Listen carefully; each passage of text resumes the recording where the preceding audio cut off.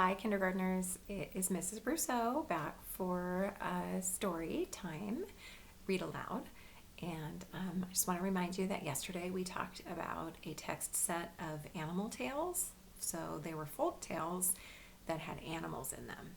And I chose to read the three bears to you, but we also talked about that in that same text set were the three little pigs, three billy goats gruff, and a version of the little red hen. And since you had already heard all of those stories while we were at school together, I chose the three bears. Today we're going to do another folk tale. So we're going to look at another text set of folk tales. The difference is that this set of folk tales does not have animals as the main characters. So the text set includes The Gingerbread Boy. We, of course, read lots of versions of The Gingerbread Boy together at school, and that would be considered a folk tale. We talked a lot about that, how folk tales are old stories that people used to tell with their voices, and those got passed down from parents to children and then to those children's children, and eventually people decided to write them down and make books out of them. We have a lot of versions of those folk tales because each person who's heard the story before can write it down in their own special way and then make illustrations in the way that they want to make them. So we do have a lot of versions of these folk tales. The next one that I'm going to talk to you about is called The Elves and the Shoemaker. We're not going to read this one, but this is one of the folk tales in our text set. And then we have a book called The Magic Fish. This is also not the one that I chose to read to you. And we have a version of Stone Soup. And I'm not going to read that one to you, but I am going to read another version of Stone Soup. So these are just two examples of the folk tale, the story of Stone Soup that two different authors chose to write, and two different illustrators illustrated them in different ways. So before we read Stone Soup, I want to remind you of our puppet show that we had at school way back in January. We had a puppet show, a Tears of Joy puppet theater show, and the title of that puppet show was Snow Soup.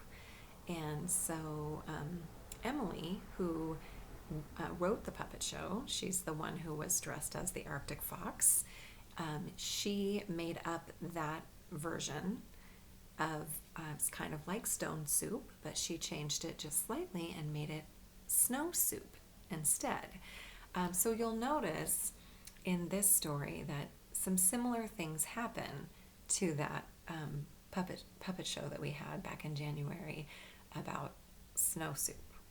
Okay, so Stone Soup, this version is retold by Heather Forrest, and it's illustrated by Susan Gaber. Stone Soup.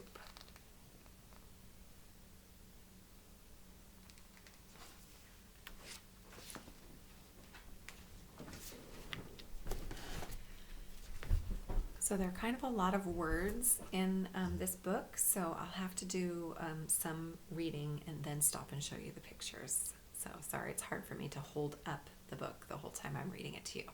So be patient. There was once a comfortable little village nestled in the mountains.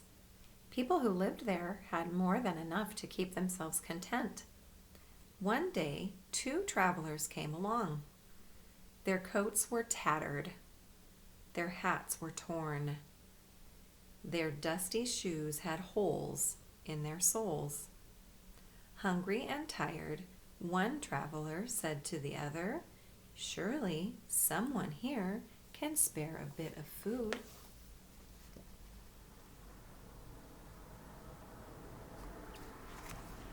Oh, did you see the travelers? They're a little hard to see.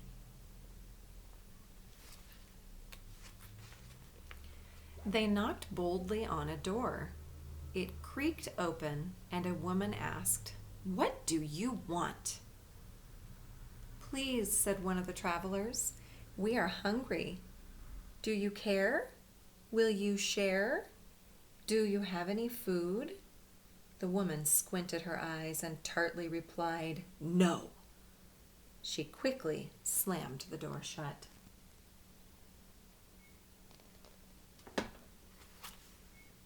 Are you remembering Snow Soup?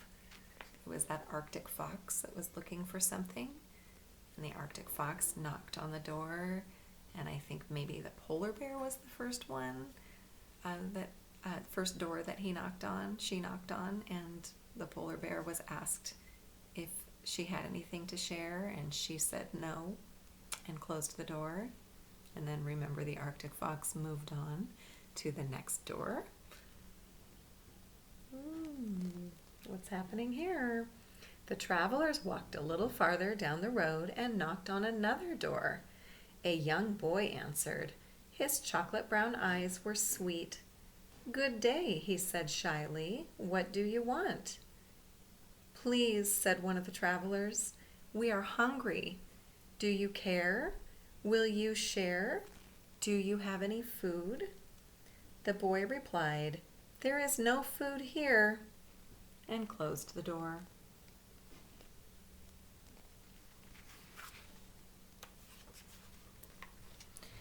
The travelers wandered wearily through the village, knocking on every door. But everywhere they heard, "I don't care. I won't share. There is no food." They sat to rest beside a well. One traveler sighed and clutched his empty belly. He said, "If there is really no food in this elegant little village, then the people who live here are in greater need than we are. We should make them our magical soup."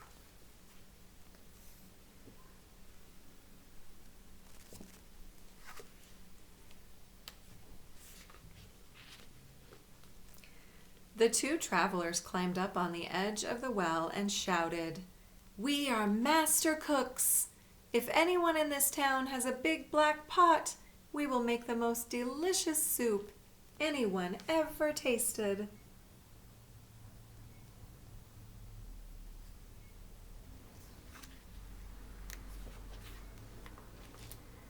A door slowly opened. A round man emerged, carrying a gigantic black pot. "I love to eat," he said. "Here's a pot. Let me see what two master cooks can do with it." "Watch and see," said one traveler with glee. Man coming with the big, gigantic pot. The travelers filled the pot with cold water and built a fire. Soon the flames licked the sides of the pot, and billows of steam rose into the air. Curious people began to gather. "What is happening?" the townspeople asked. "We are making an unusual soup," said one of the travelers. "It requires a special, magical ingredient. I am certain we will find it in this town."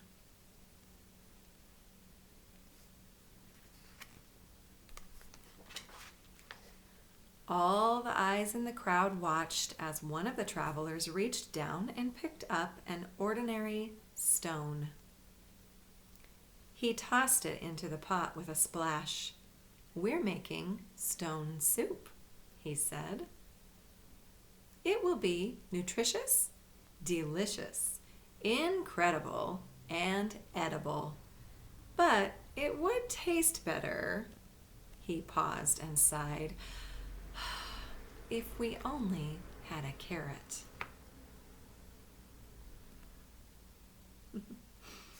Do you think one of the townspeople might offer a carrot? The townspeople who claimed they had no food to share? And I'm guessing someone will bring a carrot. Oh, yep. Do you see that? Looks like a thinking or speech bubble in the picture. It's thinking or talking about a carrot. Where would we find a carrot in this town? The other traveler asked. We knocked on every door, and everywhere we heard, I don't care, I won't share, there is no food. Then perhaps we cannot make the delicious soup after all, they both announced with a sad shrug of their shoulders, and began to turn away. A child timidly raised her hand and said, Wait, I might have a small carrot.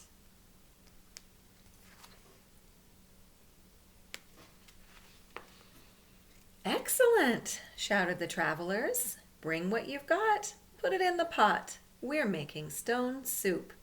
This magical soup would taste even better if we had a potato.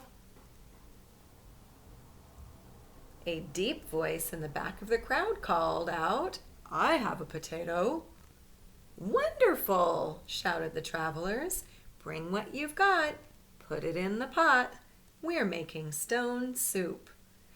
It would taste better still, they said, if we had just a few more ingredients. Perhaps, said one villager, I could bring a green bean. Well, said another, if you are going to bring a green bean, I will bring a kernel of corn. I shall not be outdone, cried another. I will bring an egg noodle. One by one, voices announced, I will bring a slice of celery. I will bring a pinch of pepper. I can bring a sprig of parsley. I might have a tiny turnip. Well, why are you waiting? Cried the travelers. Bring what you've got. Put it in the pot. We're making stone soup.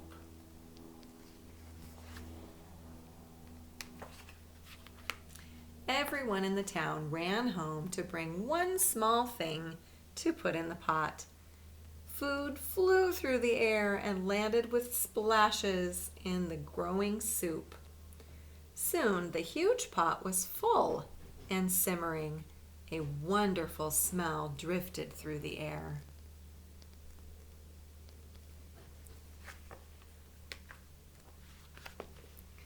The smell was so tempting. People brought out bowls, spoons, chairs, and tables. They placed hearty loaves of bread, chunks of cheese, and bowls of fruit on the tablecloths. Everyone came to taste the soup and marveled at the flavor. It's amazing, said one woman. These two travelers made such a delicious soup out of a stone. Out of a stone, said the travelers with a grin, and a magical ingredient, sharing.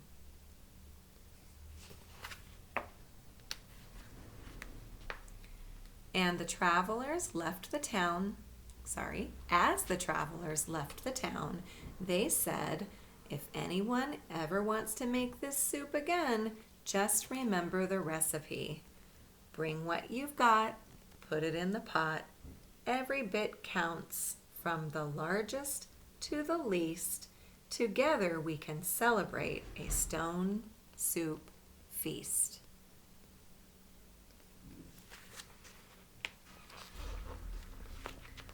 And at the back of the book here, it says there's a recipe for how to make your own stone soup.